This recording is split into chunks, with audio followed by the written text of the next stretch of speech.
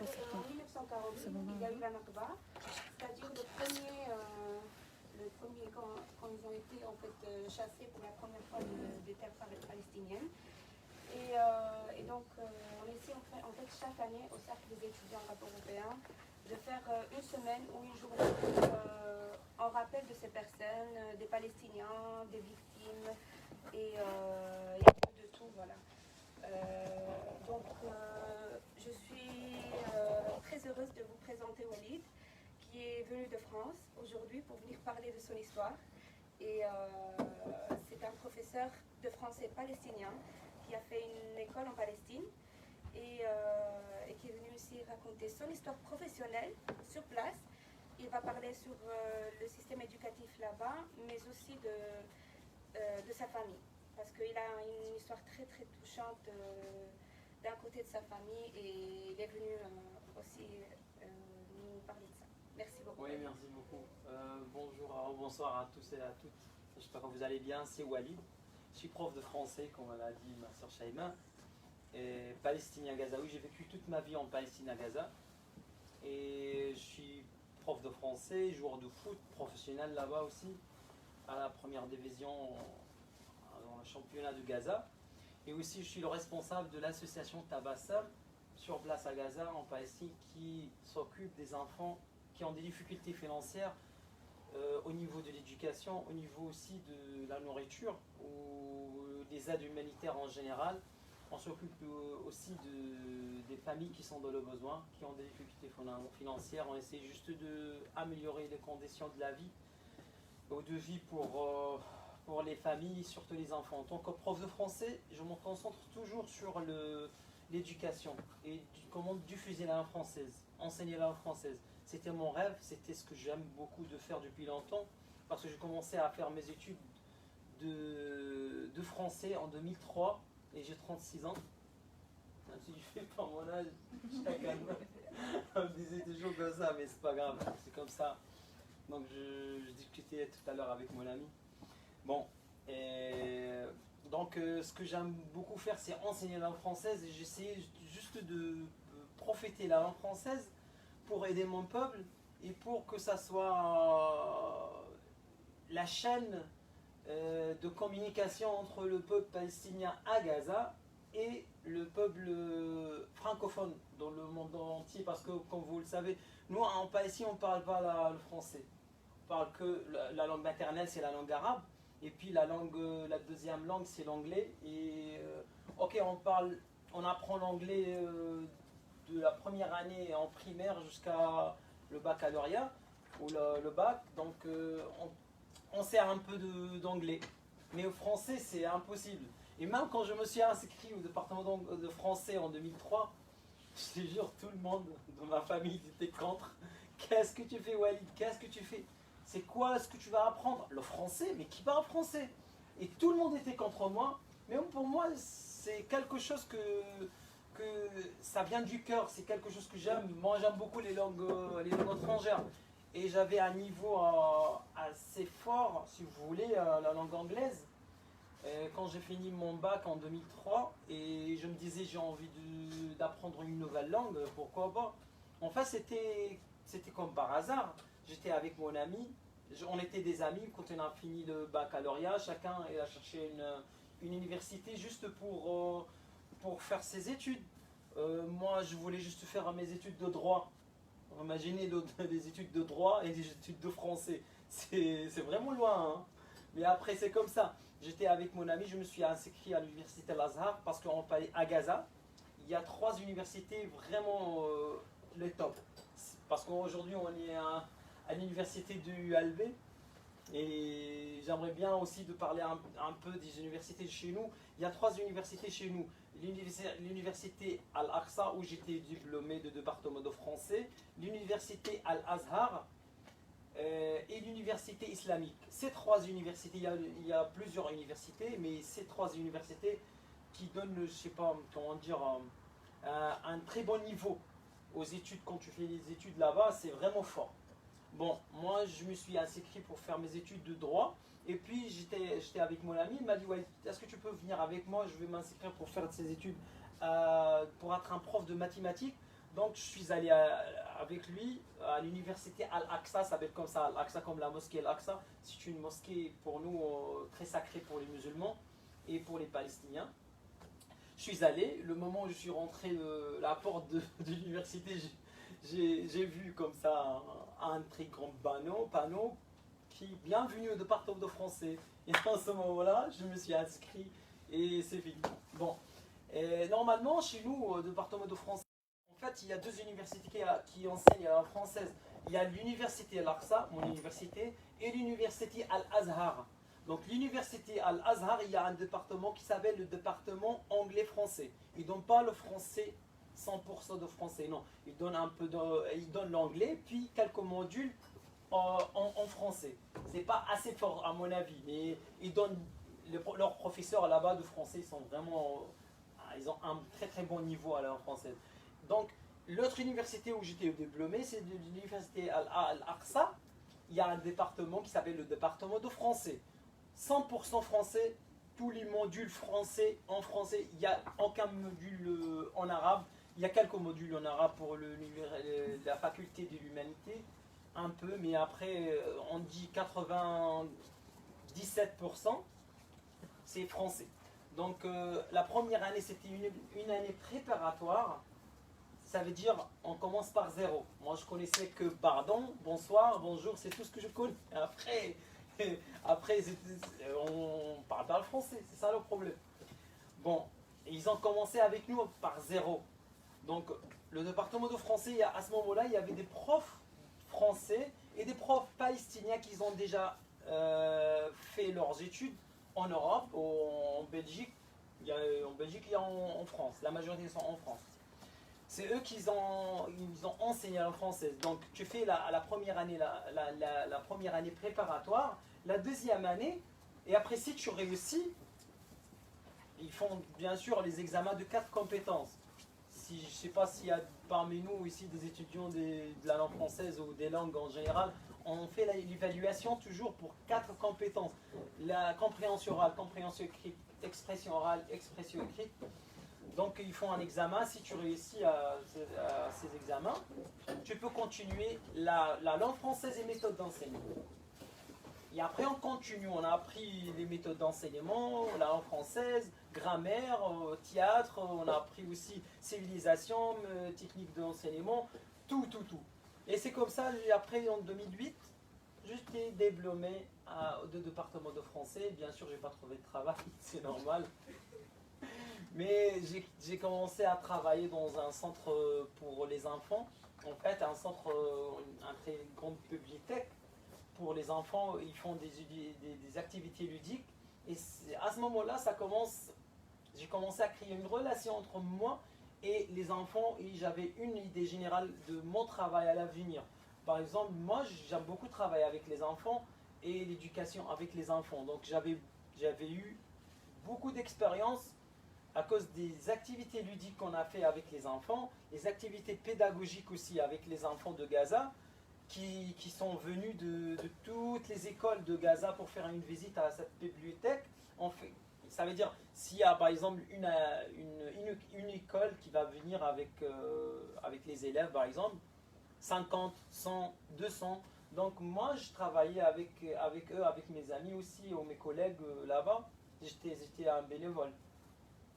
De faire les activités ludiques et les activités pédagogiques pour aider les enfants, parce que la majorité des enfants, ils sont venus des quartiers pauvres en Palestine, à Gaza. Donc on essaie toujours de diffuser ou dessiner la joie sur le visage des enfants, on rigole avec, on chante, on essaie de faire quelque chose. Et aussi j'ai commencé à donner des cours de français simples, si vous voulez, pour juste faire plaisir les enfants. Et puis voilà, en 2010, j'ai participé à la concours de français parce que le ministère de l'Éducation nous ont demandé 2 professeurs de français et on était environ 100 personnes parce que la majorité ne sont pas des professeurs, ils ont fini leurs études en tant que profs de français. Il y a des autres qui ont déjà vécu en Europe, ils ont déjà... quand on dit, ils parlent très très bien la langue française, ils essaient de faire leurs études ils essayent de faire la concours pour travailler comme des profs de français. Mais heureusement, moi j'ai eu la première place et je travaillais à ce moment-là. Et même moi, je n'ai pas cru que je peux travailler, je te jure. C'est un peu. Mais c'était vraiment magnifique. Et depuis 2010, je travaillais jusqu'à 2019. Et je travaillais en tant que prof de français. Je travaillais dans un lycée, collège, école. Donc je travaillais avec tous les enfants, si vous voulez, de 4 ans jusqu'à les enfants de 16 ans. Et voilà. Et puis en 2016, moi j'ai décidé de créer ma première école francophone sur la bande de Gaza. Et c'était la première école francophone qui enseigne la langue française pour les enfants de 3 à 6 ans. Ça veut dire avant de l'école primaire, on prépare les enfants.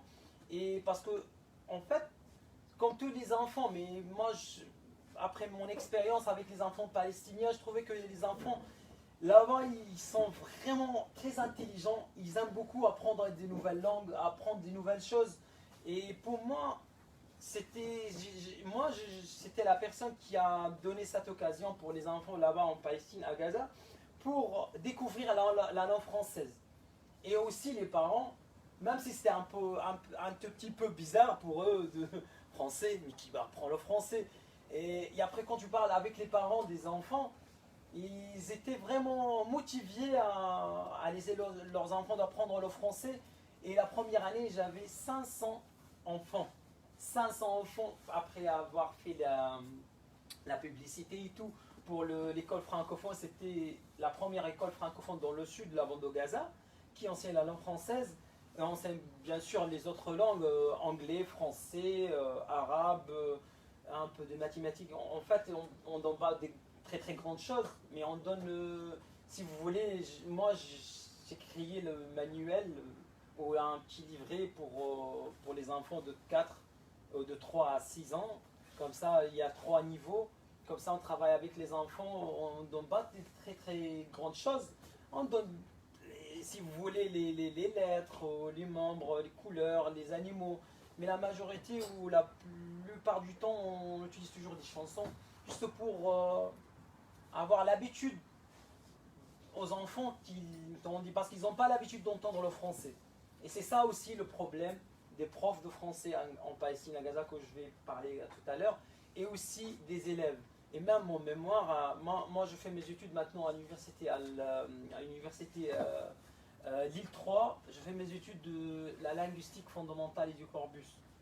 Mon mémoire, je vais parler de problèmes de la phonétique. C'est ça notre problème. Vous pouvez trouver des très bons élèves, des très bons professeurs, mais malheureusement, ils ont peur de parler la langue française. Ils ont un problème de parler, peut-être un problème de confiance, peut-être on appelle ça au domaine de la linguistique, l'insécurité linguistique. L'insécurité linguistique, c'est la personne qui gère ou qui maîtrise très bien la langue, mais il a peur de parler cette langue parce qu'il n'a pas de confiance en lui-même. Peut-être il a peur que les autres ils vont dire qu'il est prof de français, il ne sait même pas parler français comme il faut. Et ça, c'était un problème.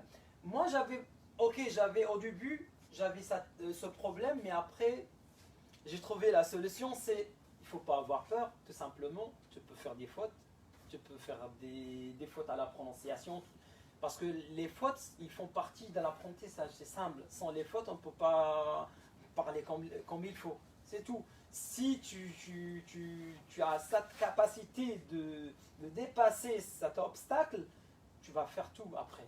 Donc à chaque fois, je parlais avec mes amis là-bas, malheureusement, imaginez, pour les profs de français, on ne parle pas le français entre nous.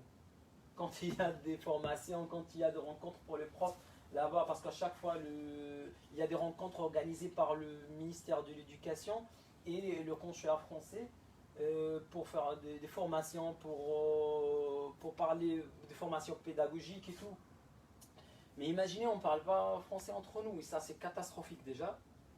Et après, le problème c'est la prononciation, c'est la phonétique chez nous.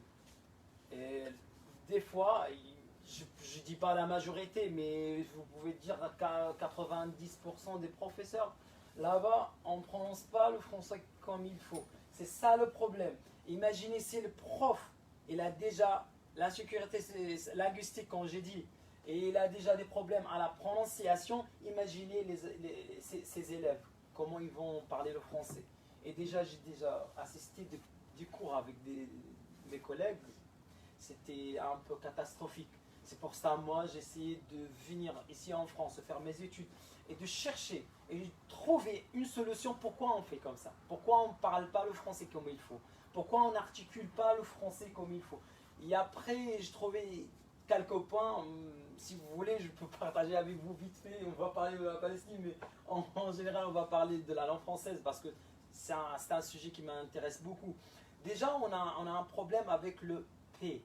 On n'a pas le P. Même maintenant, quand je parle, des fois, je me trompe parce que je peux pas. Ça n'existe pas dans la langue. Et moi, j'ai découvert après avoir analysé par rapport à mon expérience et tout, donc j'ai trouvé qu'on ne peut pas articuler au français un son que tu n'as pas déjà entendu.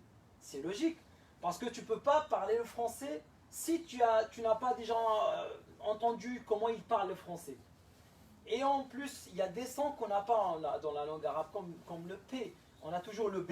Même quand on dit papa, on ne dit pas papa là-bas. On dit baba. Baba. Et ça fait un problème parce que ça fait partie aussi de la souplesse quand tu articules, quand tu parles, quand tu prononces la langue. Et après, quelques sons de voyelles, on n'a pas un peu.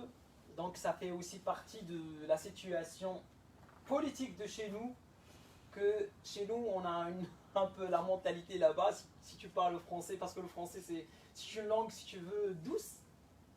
Chez nous, on dit le français, des fois, les gens, ils parlent comme ça. Des fois, on dit le français, c'est pour les filles. Et parce que c'est un peu douce, cette langue, donc ça ne convient pas le Palestinien dur, le Palestinien qui a déjà vécu tout le temps les bombardements là-bas. C'est un peu spécial, mais voilà. Bon, j'arrête de parler un peu de ma vie professionnelle par rapport à la langue française, et je vais parler maintenant de la situation de Gaza. Comme vous le savez, depuis 2014, la situation de Gaza, c'est vraiment catastrophique. Catastrophique au niveau de l'économie, au niveau de la sécurité, au niveau du travail, au niveau de tout ce que vous voulez. Si vous voulez, je vais vous expliquer comment on vit dans la bande de Gaza. Donc la bande de Gaza, en fait, c'est une bande qui consiste de plusieurs villes. Moi, actuellement, j'habite dans la ville de Rafah. Ça, c'est la dernière ville en Palestine qui est juste à côté de la frontière égyptienne. Ça veut dire, de ma maison, par exemple, je peux voir l'Égypte. Donc, pour nous, à Gaza, la seule ouverture pour les Palestiniens, ou la seule solution pour voyager à l'extérieur de Gaza, et je vais vous expliquer mon expérience, comment j'ai pu partir de Gaza, parce que c'est presque impossible. C'est vraiment presque impossible de partir de Gaza. Donc, les frontières, c'est contrôlé par les Égyptiens. Les Égyptiens, ils sont contrôlés par les Américains. Les Américains, ils sont contrôlés par les Israéliens. C'est normal. Quand les Israéliens disent ferme les frontières, les Égyptiens, ils ferment leurs frontières. Même s'ils sont arabes, même s'ils sont musulmans, même s'ils doivent montrer la solidarité avec nous, les Palestiniens, mais malheureusement, ils ne font pas. Ils font partie de blocus sur la bande de Gaza. Après 2006, après la dernière... Parce qu'en 2006, il y avait une invasion israélienne sur la bande de Gaza. Ils sont rentrés pour tuer tout le monde. Et après, là-bas, et la résistance, ils ont réussi à kidnapper un soldat. Tout simplement comme ça. Avec leurs tanks, chars et tout. Si vous voulez, je peux vous expliquer, c'est simple. En fait, les chars, ils marchent comme ça. Qu'après nous, les Palestiniens, là-bas, il y a toujours des tunnels. La dernière personne qui était là-bas, ils ont marché normal. Ça, c'est en 2014 que je parle maintenant, c'est pas de 2007. 2014. Et les chars, les tanks, je sais pas comment on dit en français, ils ont marché comme ça. Et après, il y a un Palestinien qui est sorti du tunnel. Il a kidnappé un soldat. Hop, c'est fini. En 2007, c'est ça le problème, ça commence par là.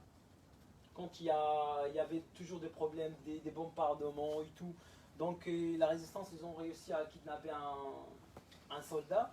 Et puis les Israéliens, ils ont commencé à faire le blocus sur la bande de Gaza. Il n'y a pas ici, ok. Par exemple, si là, c'est la bande de Gaza, là, c'est la Méditerranée, là, c'est l'Égypte, juste un petit peu, là, c'est la bande de Gaza. Voilà, tout ça, si vous voulez, la bande de Gaza, ça, c'est Rafah où j'habite. Là, c'est la Méditerranée, et tout ça, c'est la Palestine occupée par les Israéliens. Donc, on ne peut pas sortir, on ne peut pas partir, on ne peut pas ramener des marchandises, on n'est pas autorisé. Rien, même les voitures, des belles voitures ou des voitures de la même année, tu ne peux pas ramener. Et tu ne peux pas ramener des marchandises, comme j'ai dit, c'est un peu difficile.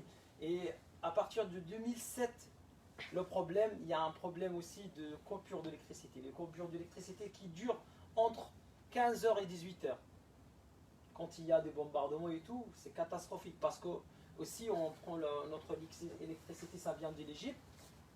Et ça vient aussi de l'état de l'occupation israélienne. Et à chaque fois qu'il y a des bombardements, les fils ça coupe et on reste 3 jours, 4 jours, c'est comme ça. Et c'est catastrophique parce que j'ai vécu ça depuis 2017 jusqu'à 2019, jusqu'à mon départ de Gaza. Et c'est vraiment catastrophique parce qu'à chaque fois, tu attends les prises. Imagine tous les membres de la famille. Ils attendent l'électricité pour charger leur téléphone, pour charger les batteries. Parce que maintenant, on fait, comme on dit, chez nous, c'est comme ça. Nous, les Palestiniens, si vous voulez, le truc positif, chez nous, on s'adapte. On s'adapte à chaque fois, on s'adapte. Et on a toujours des idées vraiment fous, un peu fous, mais c'est juste pour montrer à l'occupation israélienne qu'on est là, on ne lâche rien, on va vivre, on va continuer. Même si vous allez couper l'électricité, on a toujours des autres solutions. Il y a toujours des batteries avec des petites fils, et après il y a des ampoules de lumière, on met partout. Comme ça, quand c'est le soir, on peut s'adapter. C'est l'adaptation. Quand il y a la crise de l'essence et de gasoil, imaginez qu'est-ce qu'on a fait. On a utilisé l'huile qu'on utilise pour refaire les frites et tout. On l'a mis dans les voitures et ça marche. Mais pas toutes les voitures, hein. Seulement les voitures de diesel, parce qu'après c'est pas bon. Et des fois on mélange ce qui a un peu de gasoil, et on mélange avec 1 litre de gasoil avec 50 litres de l'huile, et ça marche, et ça roule. Donc on essaie toujours de s'adapter avec la situation actuelle. Même si n'importe quelle personne qui va venir à Gaza, il peut même pas vivre une semaine, il ne peut pas supporter de vivre une semaine là-bas parce que c'est vraiment horrible. Aussi, le coupure de l'eau, chaque 3 jours, l'eau ça vient pour 2 heures. Ça c'est dans ma ville comme ça. Ça veut dire tu attends l'eau chaque 3 jours pour 2 heures. Et après, s'il n'y a pas d'électricité, ça c'est encore un problème parce que tu ne peux pas remplir les citernes qui sont à la 2e ou 3e étage. Je sais que vous ne connaissez pas ça ici, mais chez nous, on a toujours des citernes. Et à chaque citerne, chez nous, tu vas trouver qu'il y a des trous toujours parce que les pales, les bombardements, il y a toujours. On essaie on ne peut pas acheter parce que c'est interdit de ramener ou de faire rentrer les gros citernes à Gaza, donc on est obligé de réparer. À chaque fois, je connais des gens, oh là là. Chaque mois, il faut réparer les citernes. Mais on dit toujours c'est l'adaptation. On s'adapte, on continue à vivre. Malgré tout, ça va. Par exemple, moi, j'ai envie aussi de partager mon expérience au niveau de bombardement, tout ça. En 2014, moi, j'ai perdu mon frère et mon neveu. En 2007, j'ai perdu mon frère aussi. Il était blessé à cause des bombardements israéliens. Et puis en 2014, c'est mon grand frère et mon neveu. Et mon grand frère à ce moment-là, il avait 42 ou 43 ans. Mon neveu, il avait juste 13 ans. Donc en 2014, parce que moi j'habite, quand j'ai dit, à côté de la frontière des Égyptiens ou de l'Égypte, et aussi de la Palestine occupée, Israël. J'aime pas dire Israël, mais je vais dire la Palestine occupée. J'ai pas le droit de dire. Bon. À ce moment-là, quand ils font une invasion, ça veut dire avec les tanks et tout, ils commencent à bombarder Rafah, ma ville, parce qu'on est juste à côté. Est-ce que vous utilisez ça?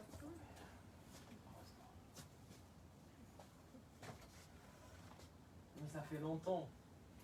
Ça fait longtemps, j'ai l'habitude d'utiliser ça, il est pour le tableau. En fait,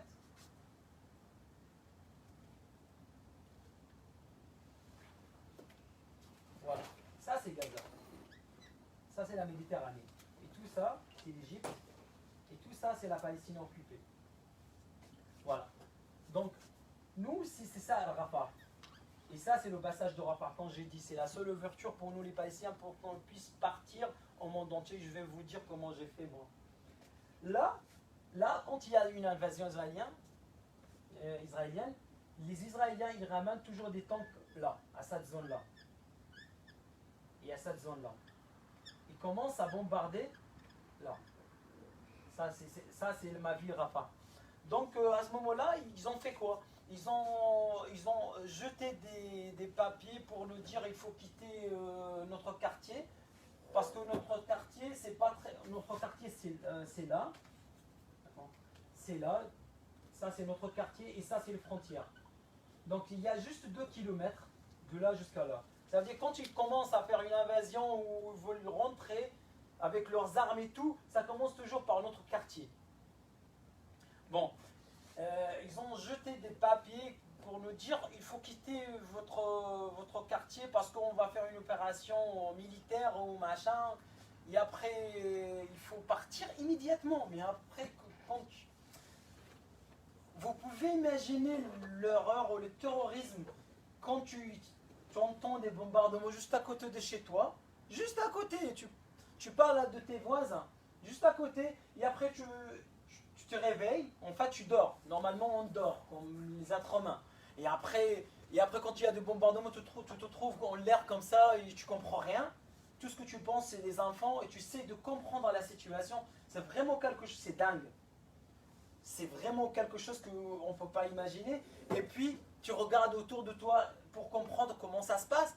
Et après, tu trouves qu'il y a des bombardements là. Votre voisin, il a été bombardé, on ne sait quoi. Et après, tu regardes là, partout, il y a des affiches pour te dire en arabe et en anglais et en hébreu de quitter la place. Mais je quitte quoi? Ok, je vais sauver qui? Je vais me sauver, je vais sauver ma mère, je vais sauver mes enfants, je vais sauver mes frères, mes soeurs. Je vais faire quoi? Parce que dans chaque famille, tu vas trouver au moins 50 personnes. Parce que chez nous c'est comme ça. Chez nous, par exemple, on n'habite pas comme chez vous ici, chacun habite tout seul. Non. Par exemple, ma famille, on a acheté une parcelle de terrain comme ça, et puis on a fait, là c'est ma maison, là c'est la maison de mon frère, là ma mère, là, mais c'est tout fermé avec une porte là. Ça veut dire, quand il y avait le bombardement, tu vas penser à tout le monde, tu ne sais même pas qu'est-ce que tu vas faire. Et dans chaque famille, tu vas trouver, des fois, il y a un bâtiment comme ça, premier étage c'est un frère, deuxième étage c'est l'autre frère, quatrième, cinquième étage, c'est tout l'étage. Et des fois, je te jure, les Israéliens, avant de bombarder, ils bombardent avec un drone, un missile là, on dit un petit missile, mais un petit missile c'est un missile, en une roquette. On dit c'est juste pour, c'est comment on dit, c'est pour dire oui, on va bombarder, allez sortez, sauvez-vous. Mais c'est quoi ça? Tu veux me dire à faire attention avec un missile? Mais c'est fou. Et des fois ils appellent, ouais, Walid, par exemple, oui Walid, oui, chez Walid, ouais. Tu as 5 minutes à quitter l'appartement et parce qu'on va bombarder, parce que l'avion du guerre elle va bombarder dans 5 minutes. Hein, 5 minutes. Tu vas faire quoi? Tout ce que tu vas faire, juste les enfants et tout. Même si tu as des choses précieuses, l'argent et tout, des fois on n'a même pas le temps, parce que soit tu te sauves ta vie ou la vie des autres, soit tu sauves les trucs, mais on laisse tout. Et des fois, les pauvres, des femmes, ils partent avec, comment on dit, quand on dort normal, je ne sais pas comment dire, mais vous me comprenez. Ça veut dire on dort normal, dans ta maison, dans ta chambre normale. Et du coup, tu dois partir tout de suite. Des fois, on n'a même pas le temps à s'habiller. En 2014, après 2 jours de la mort de mon frère, j'étais réfugié chez ma soeur dans un autre quartier. Et à ce moment-là, ils ont bombardé 4 responsables de la résistance, je sais quoi, de Hamas. Bon, ils ont bombardé avec comment on dit, 15 missiles. Je parle un missile d'avion, d'un avion AF-30. Il y a des avions comme ça, AF-16, AF-32 et AF-32I. Il n'y a que les Américains et les Israéliens qui ont ça. Ça veut dire ils inventent ou ils créent des armes, ils essaient des armes chez nous. Je te jure, chez nous. Après 2014, malheureusement, après 2014, on a remarqué qu'il y a plein des Palestiniens qui ont commencé à avoir le mal de cancer. On n'a jamais eu ça dans toute la vie. Pourquoi? Parce qu'ils utilisent des produits chimiques interdits internationaux, malheureusement, chez nous à Gaza. Des fois, il y a des phosphores, si vous connaissez le phosphore. Il y a le phosphore blanc ou le phosphore blanc. En fait, c'est un missile qui tombe comme ça, par exemple, et après, ça c'est la terre, il bombarde là, il bombarde pas là. Donc il fait le bombardement, c'est comme ça fait comme ça. Imaginez, à chaque fois, ça c'est des flammes, ou je sais pas comment on dit en français. C'est horrible, en plus c'est chimique. C'est pour ça c'est un peu difficile. Voilà la situation comme ça, quand il y a des bombardements, des fois ils ne font pas un avertissement, ils bombardent directement, des fois ils disent oui, vous avez 5 minutes pour partir de votre bâtiment, des fois ils lancent un missile comme ça pour te dire oui, faire attention, on va vous bombarder, il faut sortir. C'est vraiment quelque chose horrible. Ouais, voilà, en 2014, ils ont assassiné 4 responsables de résistance et tout. Bon, ce que je voulais dire, pour bombarder cette zone ou cette maison, ou en fait c'est un bâtiment, tous les maisons qui sont là-bas, ils ont été détruits. Imaginez, je parle d'un missile, un missile de AF-32, à ce moment-là il y avait AF-32, maintenant c'est AF-35. AF-35I. Ça c'est quelque chose d'horrible. Ça on ne peut pas imaginer. Après tu entends le bombardement, les gens ils meurent, et après tu entends l'avion après 5 minutes qu'elle est partie. Parce qu'elle est plus rapide que la voix. Donc quand je dis un missile, je parle d'un missile par exemple de cette sœur là, jusqu'à là. Missile. Et juste là, si vous voulez ça comme ça, le missile, c'est juste ce que je dis, c'est là. Des fois, ça ne bombarde pas. Des fois c'est rare. Quand ça tombe, il reste sans bombarder. Et ça, heureusement, c'est grâce à Dieu. Déjà. Bon, quand ils ont bombardé ça, j'étais chez ma soeur, et puis j'ai trouvé les gens, ils sont partis. Et ils essaient de partir de cette zone. Il y a les femmes et tout. Qu'est-ce qu'on a fait? Tout ce qu'on a fait, on est descendu avec des couvertures pour mettre sur les femmes et pour les enfants. C'était vraiment un moment le plus difficile, ou le deuxième moment le plus difficile pour moi, pour ma vie.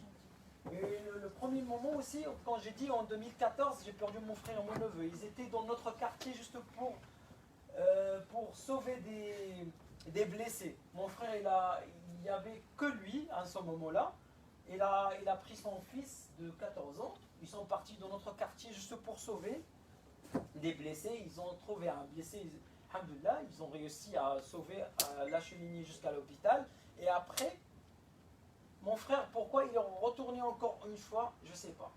Mais peut-être il avait le courage de revenir encore une fois pour sauver des autres blessés. Mais en ce moment, il y avait des drones, parce que si vous connaissez l'occupation israélienne, c'est le pays où, si vous voulez, les plus forts de la fabrication des drones dans le monde entier.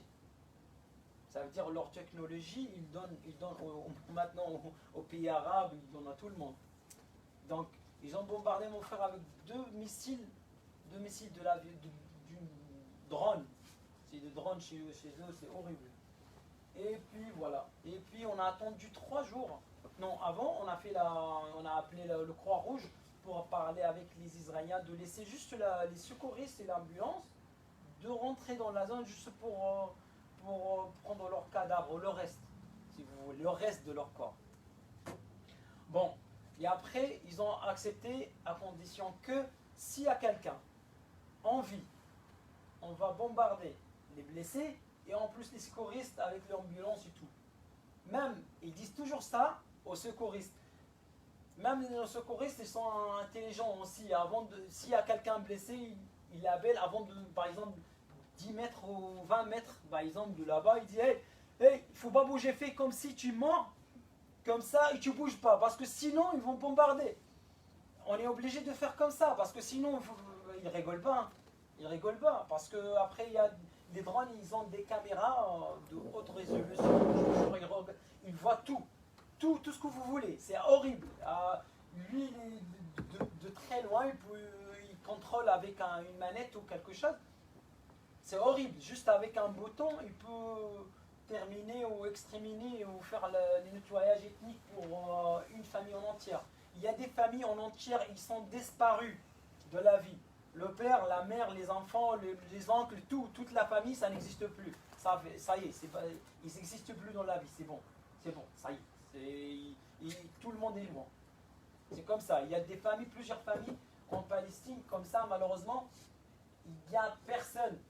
Et il y a des autres familles, je connais personnellement une petite fille, elle est dormie, elle a dormi la nuit, elle s'est réveillée, elle n'a pas trouvé ni sa maison, ni sa famille, ni la maman, rien. Elle s'est réveillée comme ça, elle a trouvé que tout est détruit.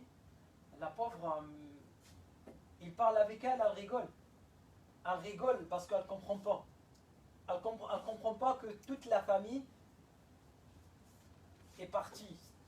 Tous les membres de famille sont partis. Vous imaginez, c'est vraiment horrible. Et puis, l'ambulance, ils ont récupéré le reste du cadavre de mon frère et mon neveu. Et puis, on a attendu 3 jours pour le cessez-le-feu. Et après, c'était comme ça, par exemple. Ça, c'était la rue, comme ça. Là, c'est la voiture de mon frère qui a été bombardée. On a bloqué la rue de là, et là, avec les amis, les familles, pour chercher le reste de leur corps. Et moi, tous les membres de ma famille, les amis et tout, on était obligés de récolter le reste de leur corps, qu'ils étaient des morceaux par terre. Et pour moi, j'accepte mon destin, c'est pas grave, c'est comme ça notre vie, on est obligé d'accepter. Parce que sinon, on dit, c'est une guerre mentale avant d'être une vraie guerre, en fait. Pour moi, c'était le plus difficile, que j'ai pas eu l'occasion à embrasser mon frère et mon neveu, parce que c'était des morceaux, c'est tout. Bon, que Dieu les accepte au paradis, et tous les martyrs en Palestine, à Gaza. Voilà la situation, c'est toujours comme ça en Palestine. Et des fois, je passe la soirée avec mes amis. Normal, ça fait 2 fois.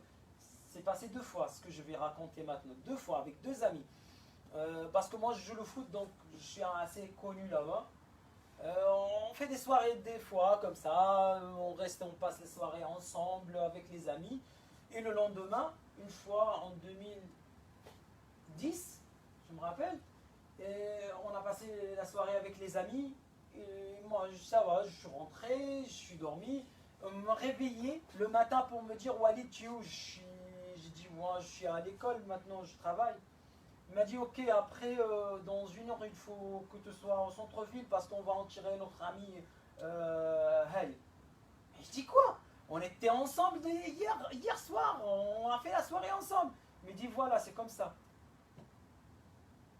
C'est pour ça, chez nous, on est solide entre nous. Pourquoi? Parce qu'à n'importe quel instant, on peut partir. J'ai un frère, un autre frère, s'appelle Mahmoud, il a 32 ans.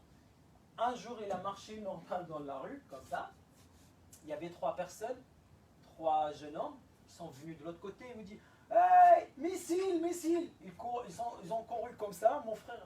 Parce que tu entends qu'il y a des drones, tu entends qu'il y a des avions F-16, à 32. Et tu sais pas, hein, en fait, il va tomber où. Mon frère, parce qu'il était comme ça, il a couru comme ça. Et les autres, les 3, ils ont couru à l'autre côté. Et après, il y avait des bombardements. Les 3, ils sont tombés en martyrs, ils sont morts. Et mon frère, il était blessé gravement. Il a perdu un rein, 6 mètres de son intestin. Et il a perdu beaucoup de sang, en fait. Et heureusement qu'il y avait à ce moment-là un médecin palestinien spécialiste qui a fait ses études en Russie. C'est lui, il était un spécialiste, je sais pas, c'était par hasard là-bas, et c'est lui qui a sauvé la vie de mon frère. Et voilà. Et c'est pour ça que j'ai dit, vous pouvez marcher normal dans la rue, mais vous n'avez pas la garantie que vous ne ressentez pas la sécurité. Parce que dans un n'importe quel instant, vous êtes ciblé. On peut vous bombarder à n'importe quel instant. C'est comme ça la vie à Gaza. C'est comme ça. Et après, les drones, ils sont tout le temps au ciel de Gaza. Quand j'ai dit des drones avec des caméras de haute résolution, ils regardent tout, ils surveillent tout le temps. Bon. Et après, j'ai un autre frère qui s'appelle Mounir aussi. Il a passé 12 ans et demi aux prisons israéliennes, là-bas. Pourquoi? Ils ont fait une... Comme d'habitude, ils font des invasions. Invasion, ça veut dire, les Israéliens, ils sont là, par exemple, ils font l'invasion, ça veut dire qu'ils rentrent à Gaza. Ils bombardent, je ne sais pas, qu'est-ce qu'ils font, une opération militaire. L'invasion israélienne, c'est comme ça, une opération militaire. Ils ont capté mon frère, et après, hop, 12 ans et demi. Pourquoi? Terroriste. Qu'est-ce qu'il a fait? Rien. J'ai vu la liste des accusations, je te jure, des choses horribles. Des choses, je sais pas. Des fois, il n'y a pas de logique. C'est comme ça. Palestiniens de Gaza, terroristes. C'est tout. Et après, notre souffrance, ça commence. Par rapport à nous, les Gaziers, quand on veut juste partir de Gaza au monde entier.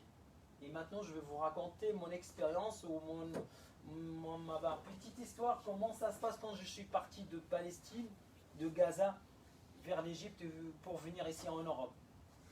Bien sûr, moi j'ai essayé d'obtenir un visa, ça fait 10 ans que j'essaie d'obtenir un visa pour venir ici. J'ai déjà essayé pour avoir une admission de cette université, ils ne m'ont pas accepté, malheureusement. 2 fois, parce que je voulais faire le FLE, français et langue étrangère, donc vous avez besoin de niveau de la langue française plus élevé en fait. Bon, bref. J'étais déjà refusé par la Belgique 3 fois, par la France 4 fois, par la Roumanie. Même la Roumanie, elle m'a refusé. Moi j'accepte, c'est pas grave, j'accepte la France et la Belgique qui ne m'acceptent pas, il n'y a pas de souci. Cool. Mais la Roumanie, mais quoi? Même les Romains, ils quittent leur pays pour venir ici en Europe, ou en France, ou en Belgique, pour travailler ou j'en sais quoi. Même j'avais une admission d'une université, mais voilà, ils ne m'ont pas accepté. En fait, ils ont trouvé le refus sur mon passeport, refus de consulat français et la Belgique. Ils m'ont donné le 3e comme ça, gratuitement. Et voilà. Bon, et après, j'ai eu la bourse du gouvernement français pour faire mes études de master à la linguistique française à l'université de Lille 3. Et j'ai réussi à obtenir mon visa parce que quand tu as la bourse, ils te donnent tout. Donc c'est eux qui prennent en charge de tout. Les billets d'avion, même le visa. Pour moi, c'est le visa, ça c'est le plus important. Voilà. Et qu'est-ce que s'est passé? Je vais vous expliquer maintenant. Comme j'ai déjà dit, le passage de Rafah, c'est la seule ouverture pour les Gazaouites qu'on sort. Parce qu'il n'y a que ça. Ça, c'est la bande de Gaza. Voilà. Comme ça. Voilà. Ça, c'est la bande de Gaza. Et ça, c'est le passage de Rafah. Et ça, c'est ma ville, ça s'appelle Rafah aussi. Ça. Moi, j'habite juste là. Et là, c'est le Sinaï du Nord. Et puis là, c'est le Caire. Là, c'est l'aéroport du où il y a l'aéroport du Caire. Donc, pour partir de Gaza jusqu'à l'aéroport du Caire, il faut passer cette zone-là. Et cette zone-là, il y a des gens de Daesh, j'en sais quoi. À chaque fois, ils bombardent les Égyptiens. Et quand ils bombardent les Égyptiens, ils ferment les frontières. En plus. Déjà, c'est déjà fermé les frontières. Mais en plus, ils ferment les frontières. En plus. Et à chaque fois, quand ils trouvent que le passage de Rafah il est ouvert pour les Palestiniens qu'on puisse partir, ils font exprès des bombardements aux Égyptiens pour qu'ils ferment les frontières. Et après ils disent musulmans ou j'en sais quoi. Imaginez, vous vivez dans la bande de Gaza, les Israéliens de là-bas, les Égyptiens là-bas, c'est la mer là, tout ça c'est l'occupation israélienne, et en plus les gens de Daesh, qui disent qu'ils sont musulmans, j'en sais quoi, soi-disant, ils sont aussi contre nous. Pourquoi? Je sais pas. En fait, je sais pas, moi, c'est quelque chose de compliqué. Donc c'est pas que parce que tu as le visa, tu peux partir en plus. Non, tu peux pas partir. Parce que malheureusement, les Égyptiens, comme j'ai déjà dit, ils ferment toujours les frontières. Et pour partir de Gaza, soit tu attends ton tour parce que depuis 2015 jusqu'à 2018, à chaque fois, il y a environ 70 000 personnes qui veulent quitter Gaza. Il y a des gens comme moi, des étudiants qui souhaitent faire leurs études dans un autre pays. Il y a des autres qui sont malades, qui souhaitent de se faire opérer en Égypte ou dans un autre pays. Il y a aussi des familles qui, par exemple des Palestiniens ici, parce que comme dans le monde entier, quand il y a à la frontière, il y a toujours des familles là, et ils ont des autres familles à l'autre côté. Par exemple, là, entre la France et la Belgique, bien sûr, il y a des gens, des familles. C'est comme ça aussi. Chez nous, il y a des Palestiniens qui se marient avec des Égyptiennes ou le contraire. Donc, ils ont besoin juste de partir. Donc, tout ça, tu peux pas. Ça veut dire, moi, par exemple, si il y a 70 000 voyagés sur la liste d'attente. Et moi, en plus, moi, je dois attendre tout ça pour voyager. Imaginez, le passage de Rafah, il est toujours fermé. Par exemple, en 2016, je me rappelle, il est ouvert dans toute l'année, 3 fois. Et chaque fois pour 3 jours. Et chaque jour, il fait rentrer environ 100, 150, 200. C'est horrible. C'est pour ça, en 2017, moi, j'ai perdu mon visa espagnol. Ah, l'Espagne m'a donné un visa. Heureusement pour faire mes études. Moi, je voulais faire mes études partout, en fait, mais je ne peux pas. Mais on n'a pas de choix. Il faut essayer avec tous les pays européens pour partir. C'est pour ça, moi. Après, c'est arrêté à Barcelone. Ils m'ont accepté, m'ont donné et tout. Mais malheureusement, en ce moment-là, le passage de Rafah a été fermé. Les Égyptiens, ils nous obligent à payer le bakshish. Je ne sais même pas comment dire en français. Ça veut dire que tu payes de l'argent à un responsable égyptien. Comme ça, il va te laisser rentrer à la place d'attendre les 70 000. Des fois, c'est 2 000 euros, 3 000 euros, 1 000 euros. C'est selon le mafia ou selon le mec. Et 1 euro, par exemple, là-bas, 1 euro en Égypte, peut-être ça coûte 20 livres. Imaginez si c'est 1000, si c'est 1000 euros, imaginez, il gagne 1000 euros de chaque personne. Si on dit par exemple 50 Palestiniens comme moi, qui vont payer 1000 euros par jour. Si on dit par exemple les 3, on dit par exemple, comme ça on va faire la mathématique vite fait comme ça. Si on dit par exemple, aujourd'hui le passage c'est ouvert, donc si on dit 50 personnes qui vont payer 50, à 1000, ça veut dire 50 000. Et 50 000, imaginez, ça coûte beaucoup d'argent en Égypte. Imaginez chaque jour c'est comme ça. Et après, nous, les Palestiniens, moins 40 ans, les jeunes hommes, moins de 40 ans, on n'est pas autorisé de circuler en Égypte. Et ça c'est un autre problème. Tu ne peux pas circuler en Égypte, je vais vous dire qu'est-ce que j'ai fait. Donc, après, il faut juste passer là pour arriver à l'aéroport du Caire, comme ça, tu prends ton avion et tu voles, tu vas partout. C'est parce que nous, les Palestiniens, quelqu'un comme moi, moins de 40 ans, qui a le passeport palestinien de Gaza, pour les Égyptiens, nous sommes des terroristes. Désolé, mais c'est ça la vérité. moi, je ne suis pas autorisé de rentrer en Égypte. Qu'est-ce qu'ils font? Le moment où je rentre le côté de, par exemple, ça c'est le passage de Rafah, ça c'est Palestine, ça c'est Égypte. Le moment où je rentre dans la salle de passage de Rafah égyptienne, la salle égyptienne, il prend tout, il prend mon passeport, il prend mon téléphone, c'est interdit de faire des photos, rien.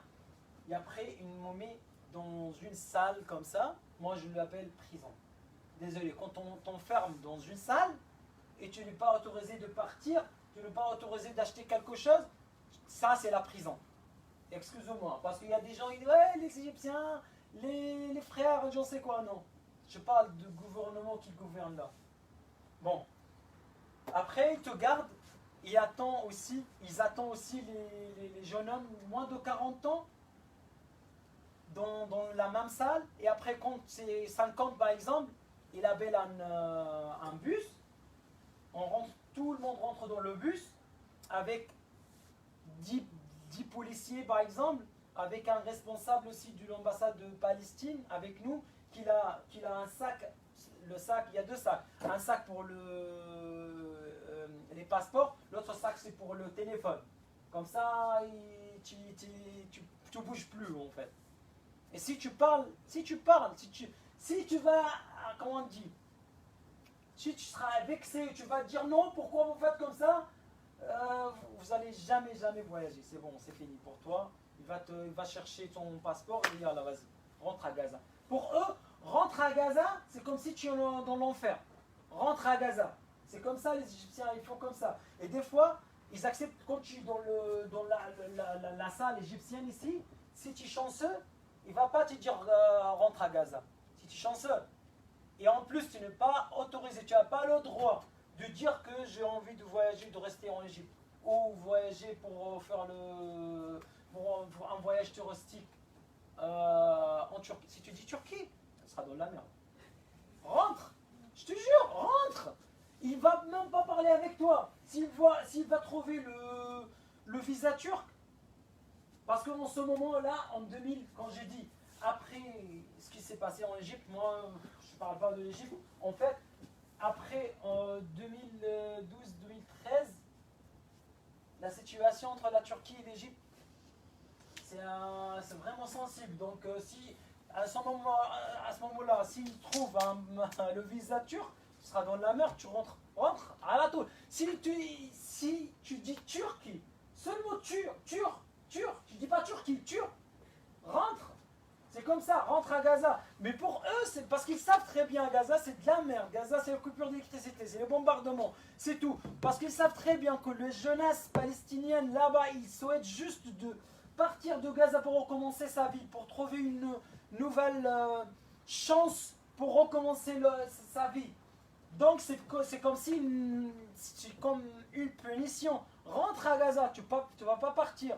Si tu parles, il va t'insulter avec tous les sens. Il va te traiter comme... Laisse tomber. Bon. Et après, on sera dans un bus avec beaucoup de policiers. Tu n'es pas autorisé d'utiliser ton téléphone, rien. Jusqu'à l'arrivée de l'aéroport du Caire. Là, l'aéroport du Caire, c'est encore pire. Pourquoi? Parce qu'il te met dans un... Comment dire? Dans une salle comme ça. Il y a 2 toilettes. C'est bon. Et après, tu restes 2 jours, 3 jours. Et si tu n'as pas un ticket d'avion, un billet d'avion, là, c'est de la merde. Pourquoi? Parce qu'ils vont te profiter, les Égyptiens. Et après, tu restes, par exemple, tu dis où tu vas où? Je vais en Turquie, par exemple, en Malaisie. Ok, tu as le visa? Oui, voilà le visa. Ok, tu as réservé ou pas? Non, je n'ai pas réservé. Ouais, dors là, on va voir après. Ils te laissent 2 jours, 3 jours, normal. Et après, quand tu demandes, c'est comme si, comment on dit, je le dois de quelque chose. Je vais vous raconter qu'est-ce qu'il a fait le policier égyptien avec moi et comment il a essayé de me profiter pour lui donner de l'argent. Pourquoi? Je sais pas pourquoi je dois le donner. En tout cas, tu restes là-bas et après il y a un policier. Chaque jour, il va parce que tu as besoin de manger, normal. Donc le truc qui ça coûte 1 euro, ça va devenir par la magie 100 euros. Comment tu sais pas? Mais c'est comme ça. Cette bouteille par exemple, ça c'est 1 euro, normal. chez eux, ça va devenir 50 euros. Normal, ils te profitent normal, comme ça. Si tu vas dire quelque chose, ce sera dans la merde. Je te jure, c'est toujours comme ça. Et voilà. Et après, il va te prendre chez quelqu'un, un ami à lui, ça c'est les policiers, parce qu'ils sont une bande de connards ensemble. Ils font, oh, je te jure, c'est comme ça, un bande de connards qui attend les Palestiniens qui rentrent, comme ça on va profiter le maximum d'argent. Il me prend avec moi, il t'a réservé un ticket d'avion, non? Ok, viens. Je vais chez son copain ou je ne sais quoi. Aussi, par exemple, le ticket d'avion qui ça coûte 300 euros, ça devient 1000 euros. Et tu dois partir, parce que sinon tu vas rentrer à Gaza. Non, non, je vais l'acheter. Allez, vas-y, mais laisse-moi juste partir de cet enfer. C'est ça la réalité en fait quand on rentre en Égypte. Et je parle de la jeunesse, les gens qui ont moins de 40 ans. Parce que quand tu as 40 ans, pour eux, tu n'es pas dangereux. Et tu n'as même pas, le droit de rester tout seul. Si tu as ta femme, si tu as ta maman, ok. Mais si tu es seul, hein, pour eux, c'est toujours qu'on va faire quelque chose. Je ne sais même pas pourquoi ils pensent comme ça. Et voilà. Et le moment où c'est l'heure de partir, ils te donnent ton passeport, ton téléphone, hop, bye bye. Bon, moi, je suis arrivé à l'aéroport du Caire, tout ce qui s'est passé comme ça. En fait, le problème... Après quoi? Je salue mon... Merci quand même. Ça fait 3 fois que je vais t'aider.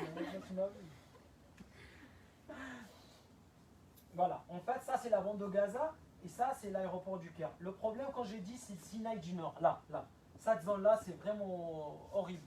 Là, c'est encore pire. Pourquoi? Parce que ici, tu vas trouver à chaque 1 kilomètre, 2 kilomètres, tu vas trouver checkpoint. Là. Quand je suis parti, j'ai compté. C'était 66 checkpoints. Devant chaque checkpoint, tu attends 1 heure, 2 heures. Des fois, il y a 200 mètres de ce checkpoint jusqu'à là. Ça veut dire, là, ils demandent d'ouvrir tes valises. Et les soldats qui sont là, ils ont déjà vu que tout le bus il a déjà ouvert ses valises. Normal. Et quand tu arrives chez lui, ouvrez les valises. Mais pourquoi? Pourquoi? Je vais vous dire pourquoi. Parce que des fois, ils ouvrent les valises, comme ça. S'ils trouvent quelque chose qui le plaît, oui, ça c'est pour mon fils, ça c'est pour ma fille. Normal, si tu dis non, il va dire ok. Reste là jusqu'à le lendemain et après voilà. C'est fermé, c'est dangereux, des raisons de sécurité. Je te jure, c'est comme ça. Je vous jure, c'est comme ça à chaque fois. Moi, j'avais des bracelets avec le drapeau palestinien et des bracelets avec des couleurs. Et quand j'ai ouvert mes valises, il m'a dit ah, c'est beaucoup ça, mais c'est pas tes affaires. Je ramène 100 ou 1000 ou même une pièce. C'est quoi ton problème? Ah, c'est beaucoup, mais ça me plaît. Ça, c'est pour ma fille. Et tu penses que tu vas dire oui ou non, ok, prends. Non, il ne va pas t'attendre en fait. La place, ça sera dans sa poche, comme ça, direct. Voilà, c'est toujours comme ça. Et après, tu arrives dans l'aéroport du Caire. Quand je suis arrivé à l'aéroport du Caire, heureusement que l'ambassade française, ils m'ont déjà réservé le billet d'avion, tout va bien. Je suis arrivé à minuit. Donc, mon vol, c'était à 12h du matin. Donc, à ce moment-là, j'ai dit oui, dans 2 heures. Qu'est-ce qu'ils ont fait? Il y avait un policier, il est venu avec moi. À chaque fois, il est vexé déjà. Déjà, je ne sais même pas pourquoi. Peut-être sa femme lui fait la misère. Et maintenant, je voulais juste venger. C'est toujours comme ça. Et puis, elle a commencé à m'insulter. Allez, vas-y, je ne travaille pas pour toi. Allez. Mais je dis, pourquoi tu t'es énervé comme ça? C'est pas tes affaires. Allez, bouge-toi, machin. À chaque fois, vous les Palestiniens, vous les Gazaouis, on n'a jamais eu. À chaque fois, vous cassez la tête. Mais, hey. Je dis, mais calme-toi, pourquoi tu fais comme ça? Moi, je suis poli. Je sais même pas de provoquer ou de dire n'importe quoi parce que je sais. Lui, il s'en fiche, en fait, déjà. Il veut me mettre de la merde, déjà parce qu'il n'aime pas les Palestiniens, en général. Imagine s'il va me faire quelque chose. Mon vol, c'est juste dans 2 heures. S'il va me faire quelque chose, je te jure, je vais rater mon vol et après, je deviens fou. Après 10 ans d'essai, pour moi, je voulais faire tout ce qu'il faut juste pour laisser partir. Et après, il a vu mon passeport, il a parlé avec quelqu'un. Et puis, on est arrivé à la société de Air France. Et là, excusez-moi, c'est de la merde. Parce que il y avait une jeune fille, une jeune demoiselle, elle a pris mon passeport, elle a dit, vous allez où? J'ai dit France. J'ai parlé en arabe, normal. Maintenant ça, normal. Elle a vu mon passeport, oh, Palestine, Gaza, ok. Le visa, elle est partie. Elle a parlé avec quelqu'un.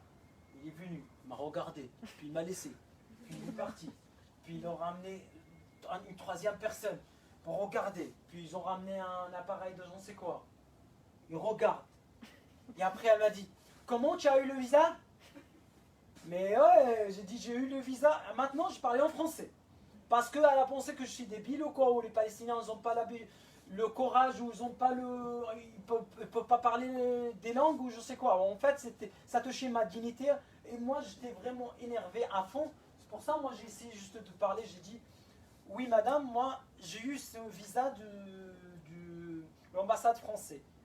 Elle m'a dit, ah, ok. J'ai dit oui, parce que moi, je suis boursier du gouvernement français pour continuer mes études de master à l'université de Lille 3. J'ai parlé comme ça avec beaucoup de confiance. Avant, c'était comme ça, mais après, quand j'ai parlé français, elle avait comme ça. Son visage, il vraiment se transformé, s'est changé. Et puis elle m'a dit, est-ce que vous avez quelque chose qui prouve ça? J'ai dit, bon, bah oui, j'avais une pochette comme ça, avec tous les papiers. Je te jure, je montrais le papier de l'ambassade, les papiers de l'université et tout. Et puis elle m'a dit, bon courage, monsieur, je vous souhaite bon courage pour vos études. Moi, après, je ne vais pas vous casser ce que j'ai dit dans ma tête.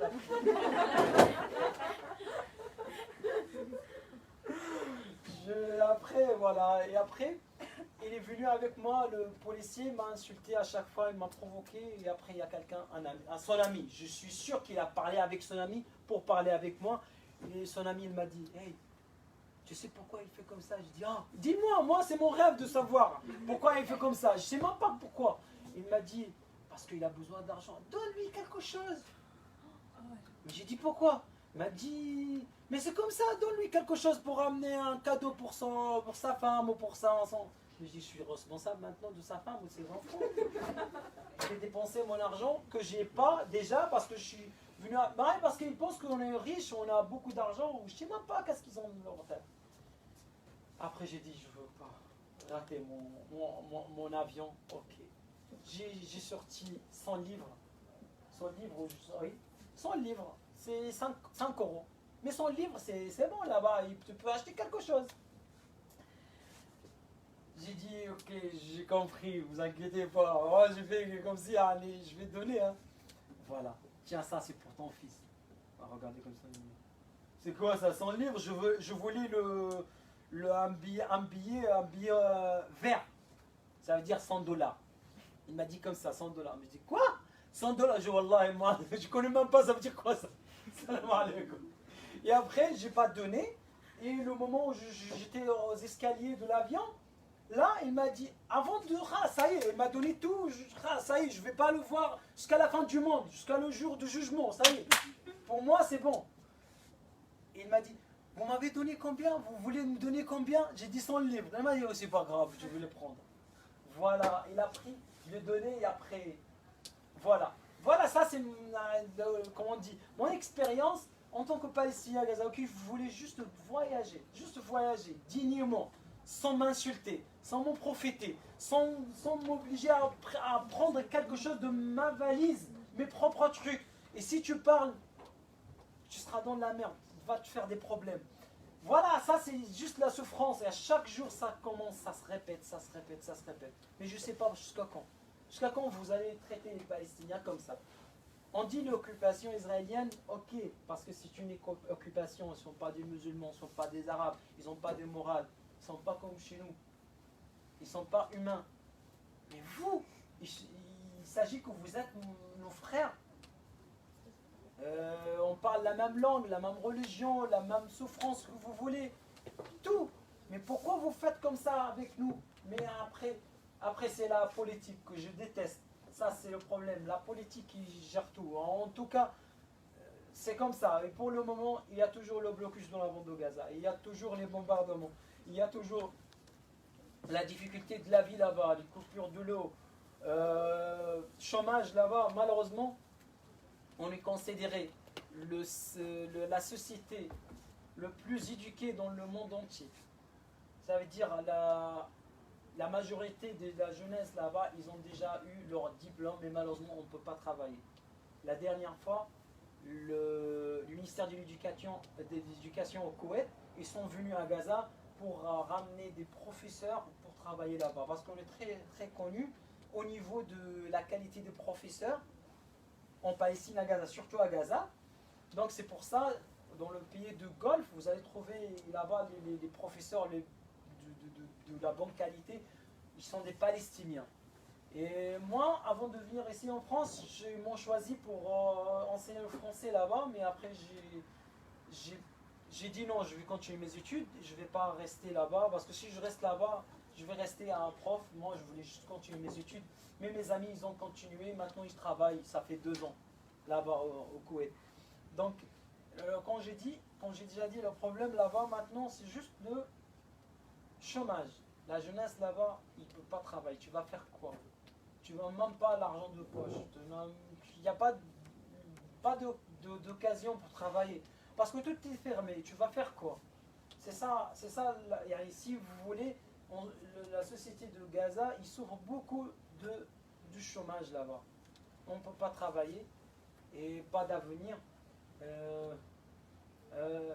On est désespéré tout le temps là-bas. Moi, j'étais chanceux de travailler en tant que prof de français au ministère de l'Éducation. Et après j'ai profité de ma langue française pour créer l'école francophone et aussi l'association. Mon association s'appelle Tabassam, comme mon école. Tabassam, ça veut dire sourire. Et c'était ça notre slogan, c'était ça le but de notre association, de diffuser la joie et d'améliorer la situation des familles et des enfants. On s'occupe des enfants au niveau de l'éducation et aussi des familles au niveau des œuvres humanitaires. Donc pour le moment, vous pouvez trouver la page de Facebook, ça s'appelle l'association Tabassam Palestine Gaza. Si vous voulez, comme ça, Tabassam. De toute manière, tout ça, on va partager sur notre Palestine, page Facebook et Instagram. Gaza. Parce qu'il y a notre association à Montpellier, ça s'appelle Tabassam, on n'a aucune relation avec. Et comme ça, l'association, tu crées l'association avant, Tabassam Palestine Gaza. Vous allez suivre tous les œuvres humanitaires et les projets qu'on fait actuellement. Et pour le moment, on travaille sur le projet de la création de la nouvelle école francophone. On a acheté 450 mètres carrés. Et pour le moment, on attend juste aussi pour les donateurs et donatrices pour nous aider à la création. Et j'essaie toujours avec des associations en France ou avec les amis. En fait, moi, j'ai commencé à faire ces œuvres humanitaires depuis 2014, quand il y a l'invasion israélienne en 2014. Et j'ai commencé à faire des œuvres humanitaires comme ça, parce que j'avais des amis. En fait, avant d'avoir des amis, c'était comme ça. Moi, j'ai fait la traduction de la situation. Et puis, les gens qui font la solidarité avec Palestine, ils suivent. Et ils ont trouvé qu'il y a un prof de français qui parle français, ça c'est bien pour transmettre tout ce que s'est passé sur place à Gaza. Et ils ont trouvé que c'est magnifique déjà, donc petit à petit, tout le monde a commencé à me rajouter sur Facebook. Et après, il y avait des propositions de mes amis. Et des fois, on me dit, oui, est-ce qu'on peut vous envoyer une petite somme pour aider? À ce moment-là, je ne peux pas dire non. Ok, envoyez-moi. Et c'était, comment on dit, le début, c'était de Bruxelles, de la Belgique, de Bruxelles en plus. Le début, c'était une sœur, elle s'appelle Iman, elle est marocaine. C'est elle qu'elle m'a beaucoup aidé à faire l'association, à faire les œuvres humanitaires, tout ça. C'est elle qu'elle a récolté les fonds des familles, des sœurs et des frères de Bruxelles. Ici, ça c'était déjà quelque chose que je suis vraiment fier que j'ai déjà fait ça avec les gens de Bruxelles en Belgique. Ils ont commencé ça. Elle a récolté des fonds, elle a envoyé en Palestine. Moi, avec mon équipe, au début, je travaille toujours avec ma famille. de faire des activités comme les colis alimentaires, les colis hygiène ou même la distribution de la viande. Et quand il y a ces rentrées scolaires, on fait les kits scolaires. Parce que moi je travaille en tant que prof de français, donc je connais très bien. Je travaille dans plusieurs écoles, donc j'ai beaucoup de relations avec des professeurs et les directeurs de ces écoles, parce que chaque école, il y a une liste des enfants qui sont dans le besoin. Donc à chaque fois, j'appelle toujours les directeurs là-bas. Par exemple, je dis par exemple, j'ai 100 kits scolaires pour 100 enfants. Est-ce que vous pouvez me préparer? Oui, je ramène la caméra, la vidéo et tout, et je fais toujours comme les reportages. C'est comme ça, moi, j'ai pu parler la langue française, parce que déjà, j'ai décidé d'aider mon peuple, et ça vient automatiquement de... Parce que c'est une obligation de parler de ce que tu fais, de faire des photos, des vidéos, de parler, d'expliquer aux donateurs et donatrices qu'est-ce qu'on fait. Parce qu'à chaque fois, les gens ils donnent de l'argent, après ils ne voient pas qu'est-ce qu'on a fait avec. Mais moi, quand on achète les produits, quand on, par exemple, prépare, quand on fait, à chaque fois, je fais une vidéo, je fais des lives, je parle avec les amis. Et à chaque fois, ils me disent, Walid, il ne faut pas dire comme ça, tu dois dire comme ça. Ils essaient de m'aider à parler le français. Et ça m'aide beaucoup. En fait, j'aide mon peuple et j'aide moi-même pour améliorer mon niveau à la français. Voilà. Juste, puisqu'on n'a plus beaucoup de temps, on va juste laisser le prochain intervenant aussi venir parler. Et à la fin, on pourra aussi Non, continuer. ça va. Merci beaucoup.